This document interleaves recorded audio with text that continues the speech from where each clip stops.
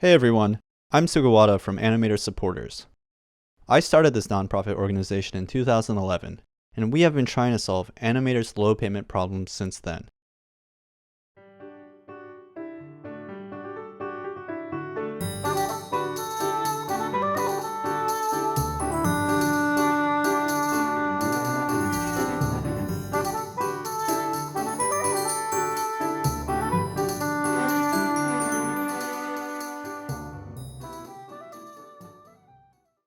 Our projects are mainly running a dormitory for rookie animators and constructing new animation producing systems.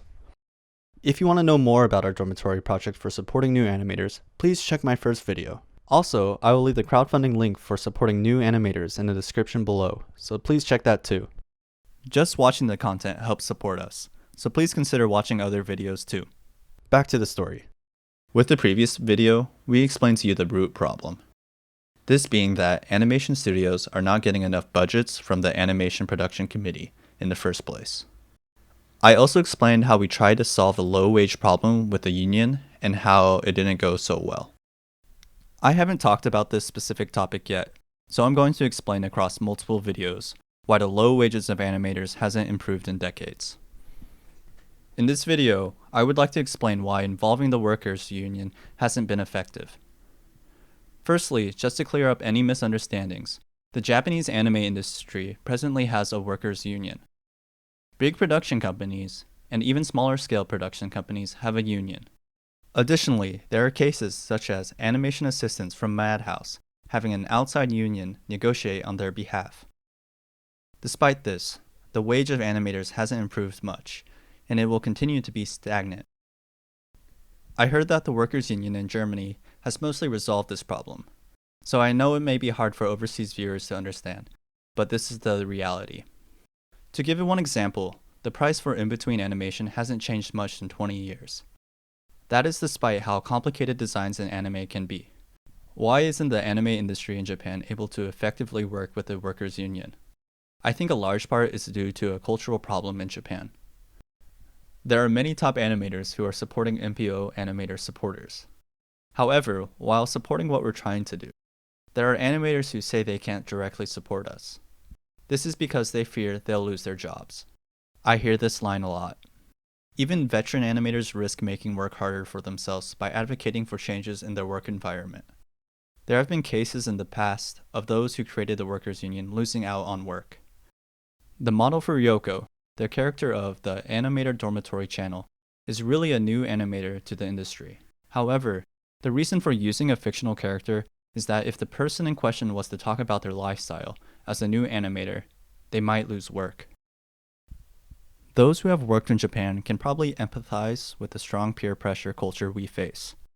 We are always being watched, and if we do something a bit different from others, there's a strong chance we'll be knocked down. In Japan, there's a saying, "The nail that sticks out is hammered down." This is a prime example of that. When I was at a Walmart in America to buy a cake, I was shocked that the register clerk casually threw the cake after scanning it.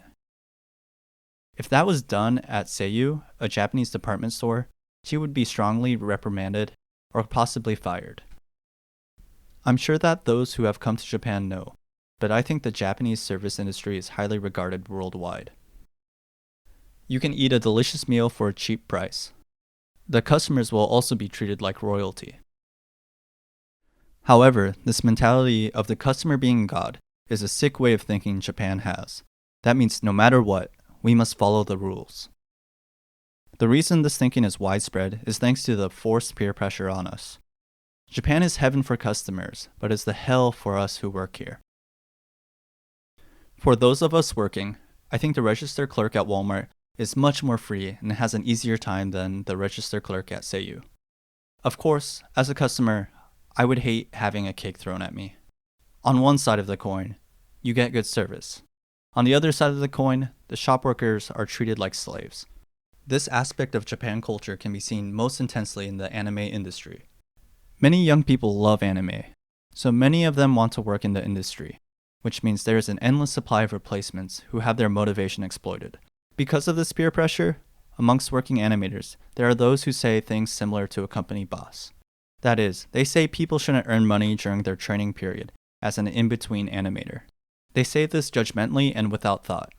This means those who stand up for rights become isolated, becoming harder for them to work, and the situation mostly never improves. The workers' union hasn't greatly solved the problem regarding low wages for animators in the past, and I doubt that will change. Also, due to the unique self-cleansing of the industry, I doubt the situation is going to improve. That's why I think it's important for anime fans like us to change the industry from the outside. Within 3 years, I want to make an animation production studio which can pay 2 to 4 times bigger payments, a fair rate, to animators. Thanks for watching the video till the end. That's all for today. If you have any questions, please leave them in the comment section below. We will try our best to respond to your comments through our videos. The dorm is operated thanks to the help of donations from our supporters. If you are interested in information about our crowdfunding program, please check out the link in the description below. If you liked the video, don't forget to subscribe, turn on the notification bell, and hit the like button. See you in the next video.